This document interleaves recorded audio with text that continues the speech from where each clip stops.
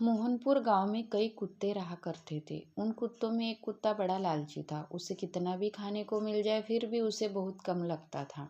गांव के दूसरे कुत्तों से वह लालच के कारण बहुत झगड़ता था।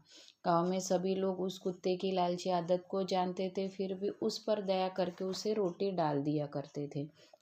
अगर कुछ बच जाता तब भी वह कुत्ता दूसरों कुत्तों को खाने के लिए नहीं देता था, वह खुद ही चट कर जाता। गांव के दूसरे कुत्तों से उसे कोई लेना देना नहीं था, उसे तो केवल अपने खाने और पेट भरने से मतलब था। उस लालची कुत्ते को एक दिन कहीं से एक हड्डी मिल गई। उस हड्डी को मुंह में लेकर खाने के लिए चल पड़ा। आज उसकी खुशी का ठिकाना नहीं था। वह सोच रहा था, आज तो आनंद ही आनंद है। वह रास्ते में दौड़ते हुए जा रहा था कि रास्ते में एक नदी के किनारे पहुंच गया। तब उसने सोचा, थोड़ी प्यास लगी है तो पानी पी लेना चाहिए। उस नदी पर एक पुल बना हुआ था, पानी पुल तक था, नदी का पानी ठहरा हुआ था। जैसे ही कुत्ते ने पानी पीने के लिए नदी में देखा तो उसने एक दूसरा कुत्ता दिखाई दिया। उसने सोचा, इस कुत्ते के पास खाने को कुछ है, इससे भी छीन लिया जाए।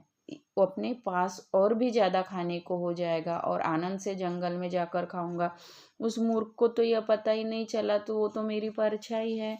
उस कुत्ते ने नदी में नजर आ रही परछाई वाले कुत्ते पर छलांग लगा दी और वह पानी में गिर गया। तब उस कुत्ते को पता चला, तब तक उसके मुंह से हड्डी निकल चुकी थी। बस उसके बाद बहुत पछतावा हुआ और एहसास हुआ कि मुझे लालच नहीं करना चाहिए था।